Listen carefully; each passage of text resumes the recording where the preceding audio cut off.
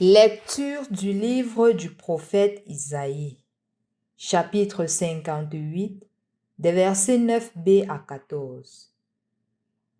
Ainsi parle le Seigneur. Si tu fais disparaître de chez toi le joug, le geste accusateur, la parole malfaisante, si tu donnes à celui qui a faim ce que toi tu désires, et si tu combles les désirs du malheureux, ta lumière se lèvera dans les ténèbres et ton obscurité sera lumière de midi. Le Seigneur sera toujours ton guide.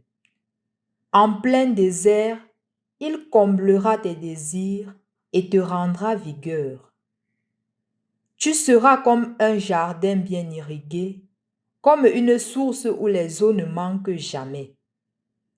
Tu rebâtiras les ruines anciennes, tu restaureras les fondations séculaires. On t'appellera celui qui répare les brèches, celui qui remet en service les chemins.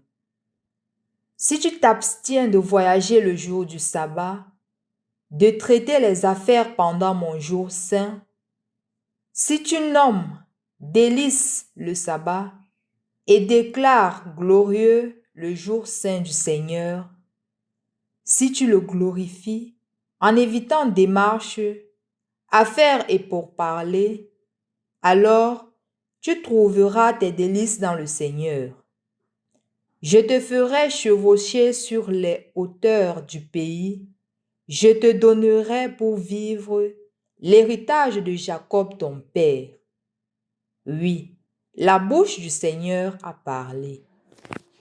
Au nom du Père et du Fils et du Saint-Esprit. Amen. Loué soit Jésus-Christ. Hier, nous parlions d'un pilier du carême qui était le jeûne. Et nous étions invités, chers frères et sœurs dans le Christ, à prendre le jeûne au sérieux pendant ce temps de carême. Le jeûne à deux niveaux, le jeûne du corps et aussi le jeûne des choses qui sortent de nous, le jeûne de mauvaises paroles, le jeûne de la jalousie, le jeûne de la haine, le jeûne de faire toujours ce que les autres font sans toutefois s'accepter et s'aimer tel que nous sommes créés à l'image et à la ressemblance de Dieu. Aujourd'hui, nous abordons un autre pilier du carême qui est le monde. Et je voudrais commencer par vous partager une expérience qui m'a profondément marqué. C'est une dame dont je connais la situation et qui est vraiment en situation difficile. Mais chaque semaine, elle vient nous donner quelque chose en communauté. Chaque semaine. À un certain moment, je lui ai demandé, mais maman, c'est vrai que nous aussi, nous sommes dans le besoin. Mais j'ai l'impression que tu serais plus dans le besoin en voyant ta situation. Ça pourrait peut-être être utile à te développer davantage. Je lui disais cela, et c'est à elle de sourire et de me dire que mon père, je ne donne pas parce que je suis dans l'abondance, non. C'est parce que je rends grâce à Dieu.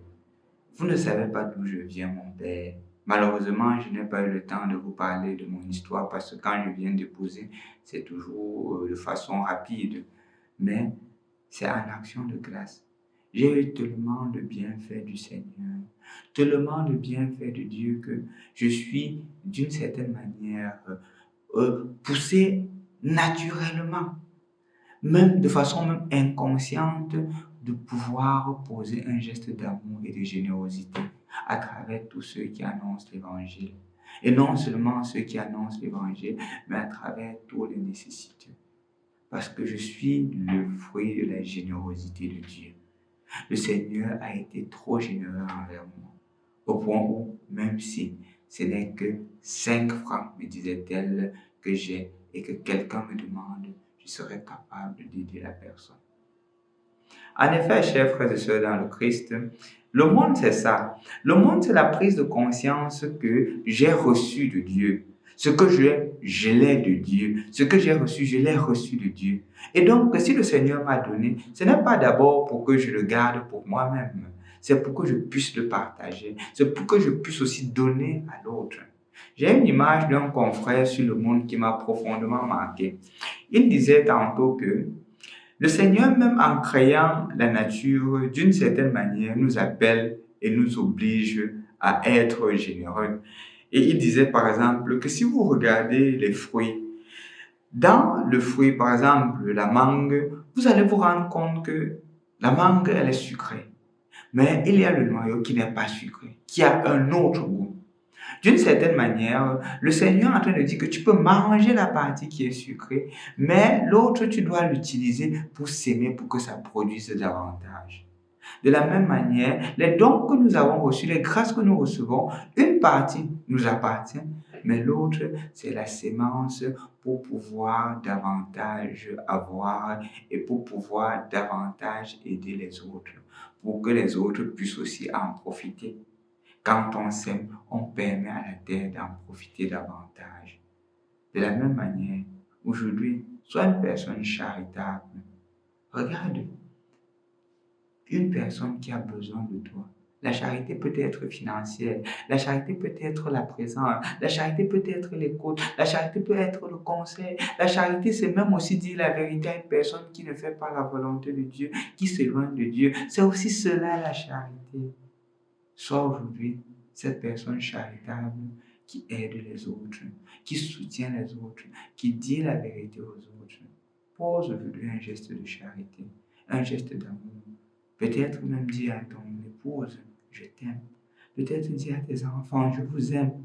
Peut-être dire à tes parents, parents, papa, maman, vous me manquez. J'ai besoin de vous. C'est ça la charité aussi. Ce n'est pas seulement de faire des choses extraordinaires, mais comme dit Sainte Thérèse de l'Enfant Jésus, faire extraordinairement les choses ordinaires. Bonne suite du temps de carême. Sois aujourd'hui cette personne charitable à la manière de Jésus. Au nom du Père et du Fils et du Saint-Esprit. Amen.